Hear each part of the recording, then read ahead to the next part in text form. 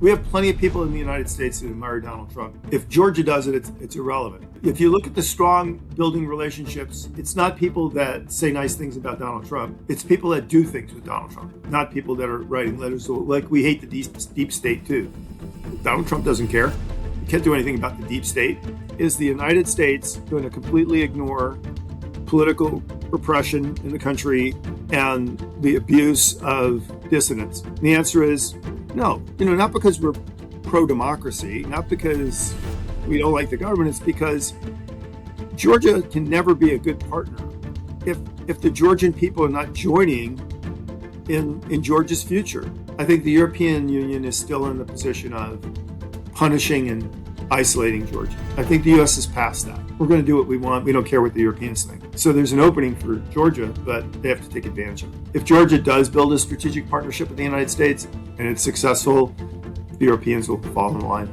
The ball is in Georgia's court. The United States is not going to come pleading for Georgia to talk as a real partner about real issues. And if they just want to bluster and fine, but the United States is not going to come chasing the Georgian government. If they want to live in the shadow of Russia and China, fine. If they want to broaden Georgia's access to the world and bring more prosperity and stability and security to the country, the United States is your best option. Hello and welcome to Independence Avenue Media. I'm Kartul Sharashenica, and today we are joined by Dr. James Carafano, a leading expert on U.S. national security and foreign policy at the Heritage Foundation. So, Dr. Carafano, first of all, thank you so much for your time and for joining us today. Good to be with you. Let me start with the recent public disagreement between Washington and the Georgian government. Like Secretary Rubio said that Georgia had asked the United States what it would take to improve relations, and he said there was the positive responses from Tbilisi. But very next day, Prime Minister Kobakhidze responded by saying no such conversation took place, and Georgia is not a school child that can be kept after class and told how to behave. So what does this exchange tell you about the current state of relations between the Trump administration and Georgian Dream, and how concerned should Georgians be about where the relationship is heading? Well, on the positive side, I really believe that the United States thinks that the bilateral relationship with Georgia is important, and that the way to improve the bilateral relationship is about engaging with Georgians on issues of mutual interest and issues of importance to the U.S. So that's the positive thing. I think the United States has learned that trying to isolate and ignore Georgia is no benefit really to anybody on either side. The U.S. is deeply interested in expanding and the success of the Middle Corridor, so linking the Central Asia, South Caucasus, Black Sea, Romania, Bulgaria. These, I think, are very important to the United States. Georgia is an important part of that. The United States wants a more stable region. And so I think Rubio's comments were factual. I mean, he doesn't make stuff up. If he said he talked to the government and was honest with them and said we want to work on things, then he was serious about that. I have to say, again, my kind of candid assessment from the Georgian perspective, what this government would like is that they'd love a get out of jail free card, which is, having a partnership with the United States and they can do whatever they want. But that's just not going to work. It's going to have to be, there's going to have to be some real deliverables on both sides to move the relationship forward. And this president is only interested in outcome. He's not interested in nice words. He's really not, if you want to build a Trump Tower, that's fine, or name a street after Trump, that's fine. But what he really wants is, where is the outcome? Where is the deliverable? So the Georgians are going to have to sit down and bring things to the table on issues of mutual interest to the United States and deliver something that's real. They're just not going to get the President Trump to say, okay, Georgia's wonderful, and that's the end of it. It's just, and it's pretty simple. I mean, the policy of the Georgian government has been to uh, deal with, restrain domestic discontent, and then when they've been criticized by the Europeans and the Americans in the West, just cut them off and lean more into Russia and China. Fine, they can do whatever they want, but the reality is those are dead end relationships. Russia is never going to reemerge as a strong and influential power in the region. It'll always be relevant to Georgia because it's on its border, but it's now just a neighbor. It is not a country that is driving world events. The Chinese have demonstrated over and over again that they're not going to stick their neck out for anybody, and they're going to go where the money is easy and where the influence is easy, and not necessarily to the benefit of Georgians. So, yes, the government can stay in power, sure, under the current thing, but that will mean that Georgia as a country will be a more marginal and less relevant player. And the reality is the development in the corridor is going to allow people to gain access to the Black Sea and move goods and services without Georgia. And it makes no sense. The Georgians have good relations with the Azerbaijanis. They have good relations with the Armenians. It's really time for Georgia to emerge as a full and proactive partner in the region, not an island by itself. But this is up to the Georgian people. And I think what the Georgian government has to understand is yes and yes. Is the United States going to completely ignore political repression in the country and the abuse of dissidents? And the answer is no. I mean, and we do that, not because we're pro-democracy, not because we don't like the government. It's because Georgia can never be a good partner if the Georgian people are not joining in Georgia's future. And so, of course, we're going to be encouraging the Georgian government to have a more stable and long-term. But this is really up to the Georgian people, right? The United States is not going to take side with the government against the government. I mean, it's not even a practical option because, quite honestly, the political opposition is so fragmented and unrealistic that they don't really have an option to offer. What's successful government, it's not about politics or ideologically, it's like right or left or conservative or liberal or pro-European. It's about good governance and better outcome for the people. That's what the United States wants. Very, very pragmatic on that. So, on the one hand, it would like for Georgia's benefit to see a more stable political path forward because it's better for Georgia. But on the other hand, the United States wants to work with the government that's there on better outcomes for both sides. And, the Georgian government needs to make a choice. Do they want to seriously engage with the United States on a real partnership level, which take, for example, Serbia? Okay, Serbians do business with the Russians. Serbians do business with the Chinese. But they are aggressively pursuing a stronger bilateral relationship with the United States because it's in their interest to do so. And they understand that it's just not the United States kind of waving their hand and saying, do whatever you want. It's about where are the positive, constructive outcomes for both the United States and Serbia. This is the relationship we have with Armenia. This is the relationship we have with Azerbaijan. So Georgia can either join that path or it can stay isolated and dependent on the largesse of the Russians and the Chinese and the tools of political repression. It's kind of up to the Georgian government. Right, Dr. Carafano, you just covered all of the questions I had.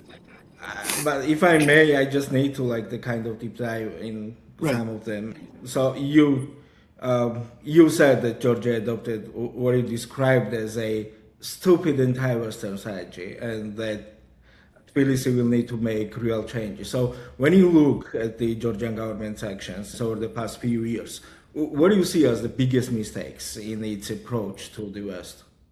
Well, I think the biggest mistake is not engaging with the U.S. on issues of common interest. I think it's kind of just that simple.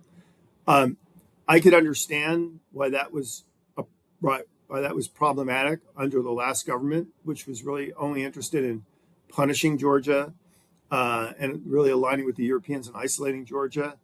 But that that's not the strategy of this administration. The strategy of this administration is engagement. So we've done with Belarus and other countries as well. But make no mistake, the ball is in Georgia's court. The United States is not going to come pleading for Georgia to talk as a real partner about real issues. And if they just want to bluster and fine, but the United States is not going to come chasing the Georgian government. If they want to live in the shadow of Russia and China, fine. Because we got other options here. We got other choices. On the other hand, if they want to broaden Georgia's access to the world and bring more prosperity and stability and security to the country, the United States is your best option. It's just kind of that simple. But we got other business in the world, right? We're not going to spend our life chasing Georgians. And the good news is, I think, in response to Rubio's statement, what the Georgian government said was completely irresponsible and counterproductive. But what's notable is the U.S. government response to that was kind of nothing, right? Well, that's because we're here and we're not interested in burning the relationship to the ground. And if they want to bluster and do hubris all day long, and fine, have a nice day. But we're serious about this. And, so it's like the phone's there. Call me if you want to talk. But this notion that somehow they're going to get kind of a special recognition or relationship with the United States and not put serious things on the table, I just don't see that happening. I don't see any country where it has happened. Even countries where we've engaged with,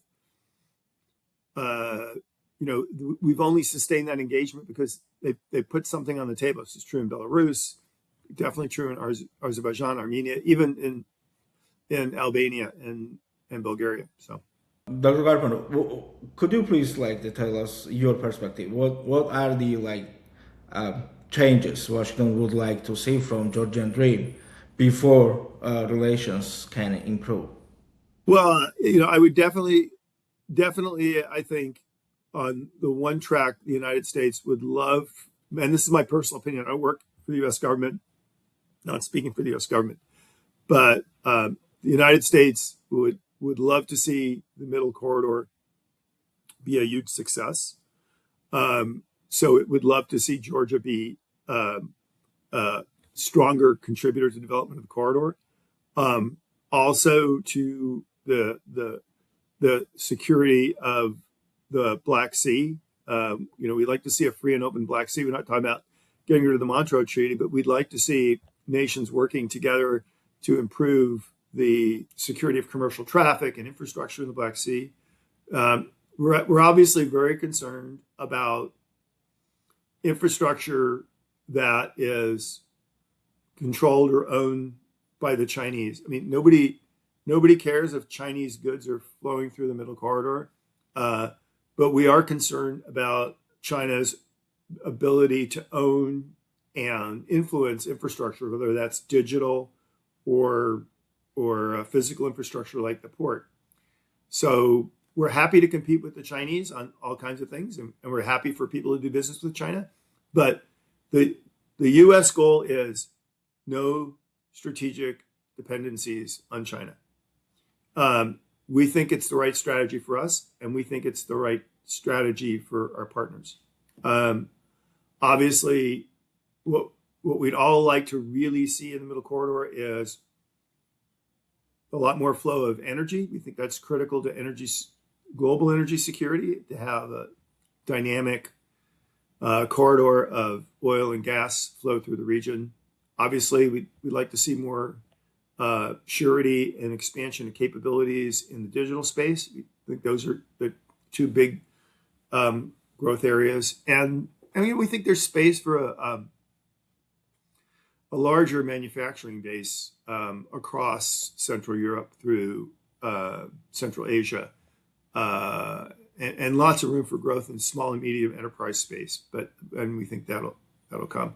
What's in it for the U.S.? I mean, let's be honest. The more space that the Russians and Chinese and Iranians don't have to meddle with, the lighter the load it is for the United States, the easier it's for us to get global access, and the easier for us is to work with friends and partners.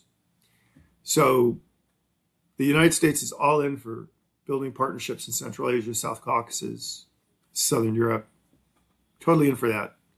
It doesn't, again, it's not about picking sides, the Russian side or the China, but it is about reducing strategic dependencies on countries that can make you do bad, that can have badly influence the neighborhood.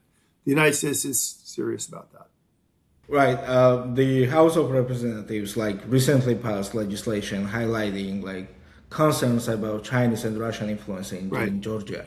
And the very next day, Prime Minister Kobakhidze announced that Georgia and China had signed a comprehensive strategic partnership. They've been before just partners.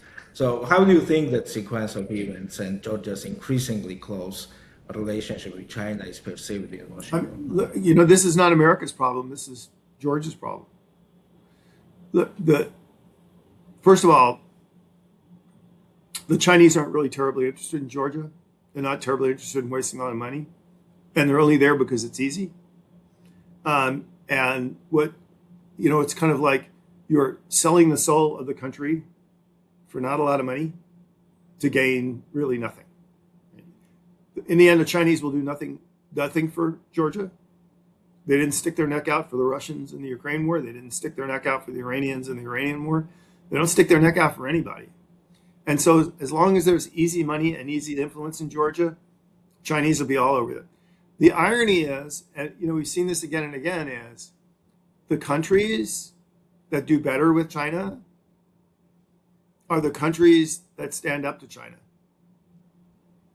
Because then if the Chinese really want to do business there, they will come back and they will give you a better deal because it's worth it.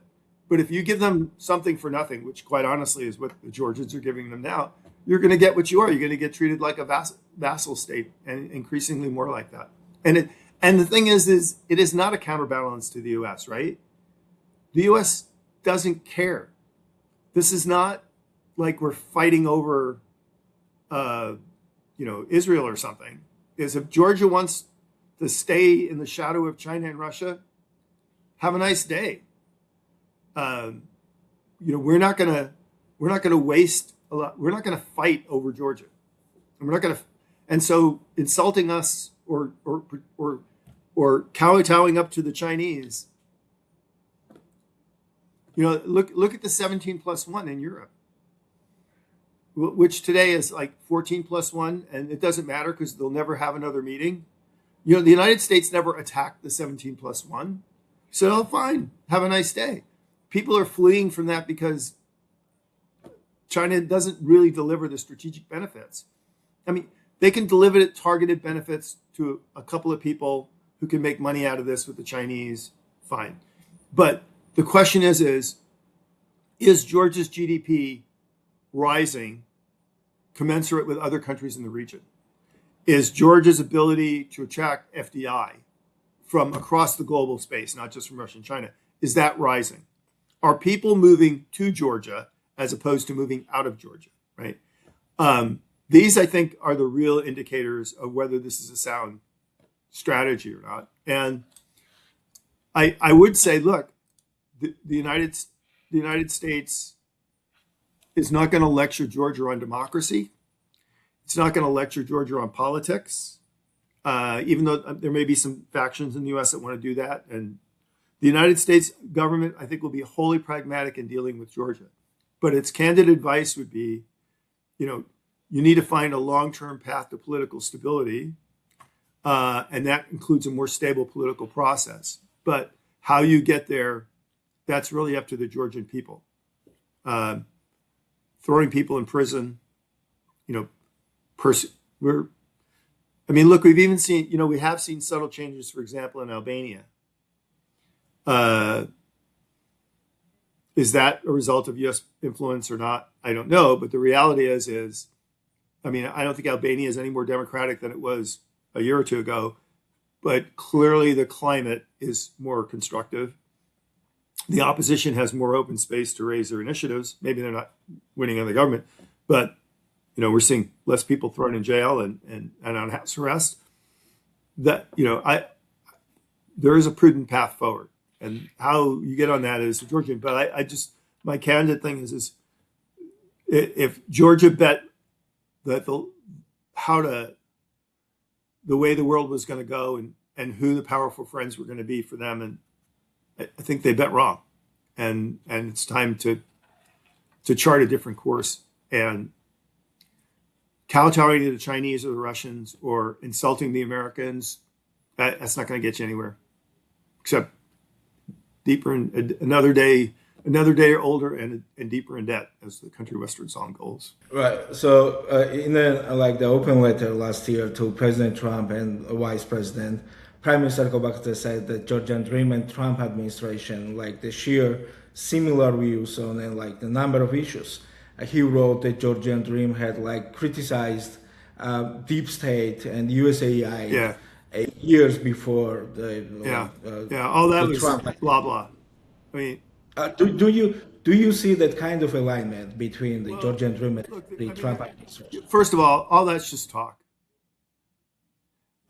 And irrelevant to this administration when it actually comes to government relations, which are about pragmatism, right? We have plenty of people in the United States that admire Donald Trump and run around in t-shirt. And if Georgia does it, it's irrelevant. What have they actually brought to the table? This is nothing. And honestly, it either shows the utter immaturity of the government and the insularness of that they don't understand how the world works and how the United States works, or maybe they got bad lobbyists. I don't know, but it was a strategy that was absolutely bound to fail.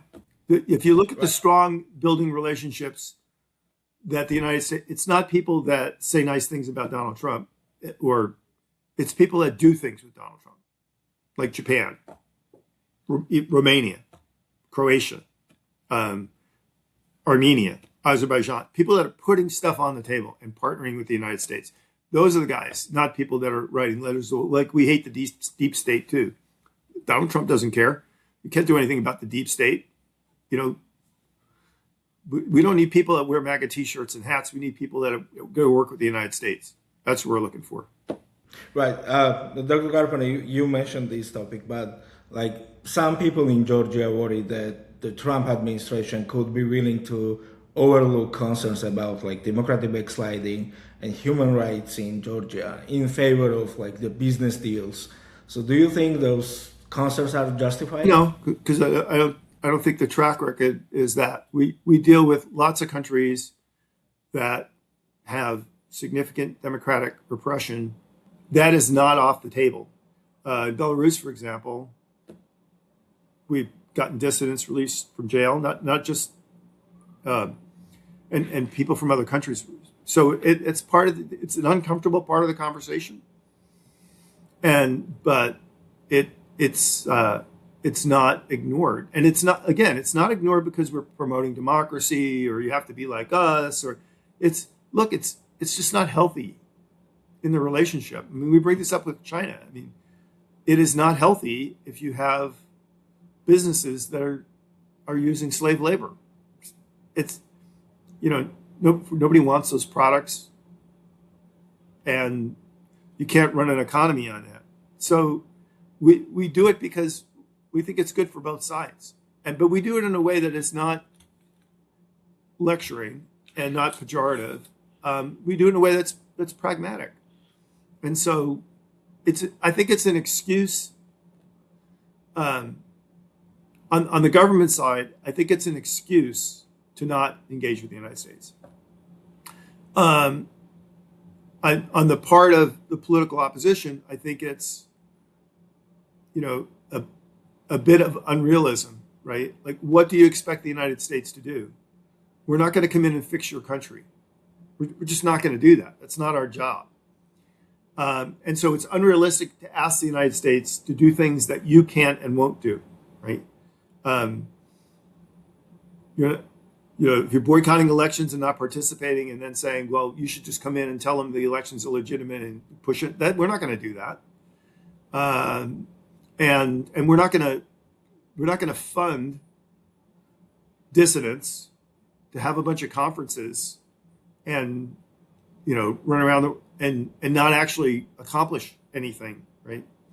So I think neither side is going to be happy with how the U.S. chooses to engage about Georgian domestic issues, but the way the U.S. is going to choose to engage about domestic issues is something that is both pragmatic and constructive. It may not be perfect, nobody's perfect, we're not, but we're not going to solve anybody's problem. We're not going to go to the government and say, we're going to make sure the world ignores all your domestic problems. And we're not going to go to the opposition and say, we're going to solve all your complaints and issues and problems. We're not going to make either side happy. But honestly, it is the pragmatic thing for the United States to do. We are not here. It is not our job to build a democracy in Georgia. It is also not our job to ignore things which are hurtful to the bilateral relationship and to the success of Georgia as our partner. It's the world in which we live. All these years, Georgian Dream had the campaign since Russia's full-scale invasion in Ukraine that the West, the US, the Europe was trying to drag Georgia in the war. What do you think about this? Well, it's obvious. Well, it's obviously not true. It's now Europe's longest war. It's longer than World War. Well, not Europe's longest war, but it's the longest war we've had in Europe since World War II. It's longer than World War II, and nobody's drugged Georgia in anything. It was always nonsensical, and it's continued to be nonsense, and it's peddled all over Europe, mostly by Russians and people favorable to Russia. But the reality is nobody has a desire to expand this war, and certainly nobody has the desire to force anybody to do anything they don't want to do. Strategic partnership with Georgia is suspended now. Right. If relations between Washington and Tbilisi do not improve, could that create problems for the military and security cooperation between the United States? Probably not. Russia can muddle along Georgia can muddle along in obscurity and mediocrity forever. The world doesn't turn on Georgia. This is about, the United States is pretty significantly engaged in Moldova. Our interests in Moldova are pretty marginal. The reason why we're there is because there's some benefit to us. There's a ton of benefit to the Moldovans, and they're tired of living in obscurity and being a marginalized country. Okay, happy to work on that with you, but we're not holding our breath. So the status quo is okay, but it's the people that suffer most on this is Georgia, right? Even the people in charge, right?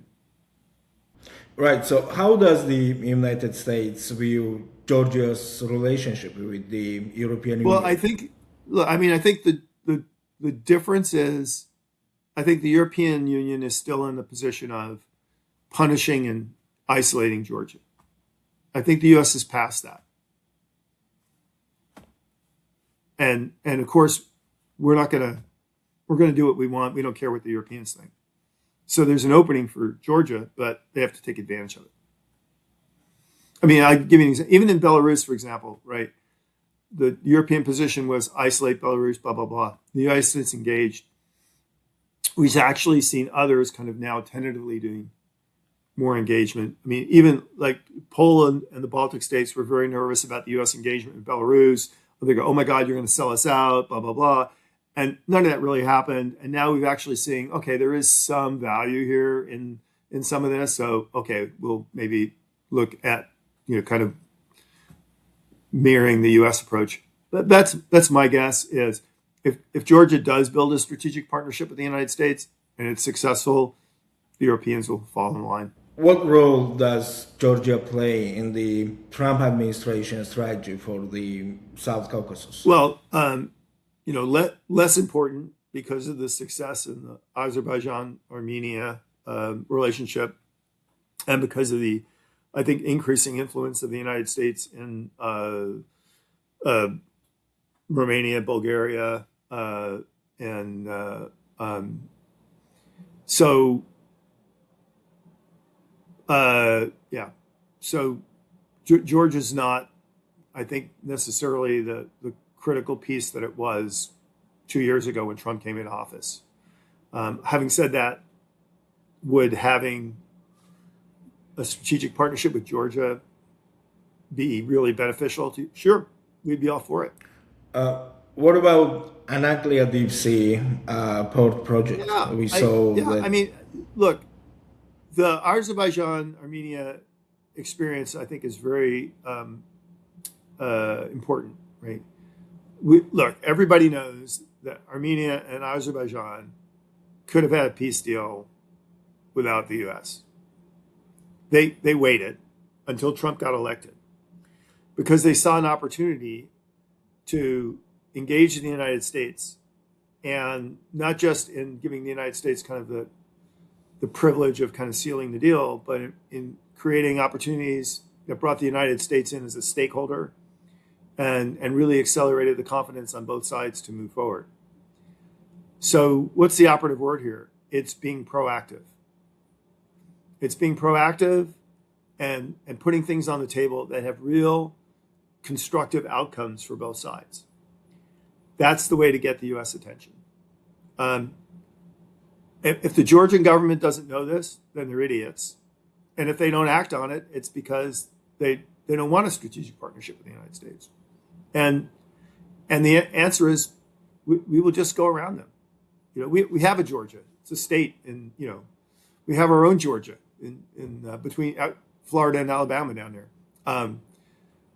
We want a partner, and if it's not a partner, then it's just a country that we drive by. So this is my very last question. What do you think? What will it take to to lift sanctions on Bidzina Ivanishvili? It'll take the Georgian government coming forward with a real package that puts real deliverables on the table. That's what it'll take.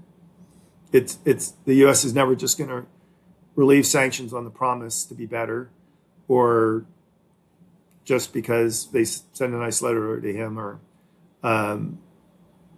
the ball's in the government's court. It has to be an initiative from Tbilisi to move this ball forward.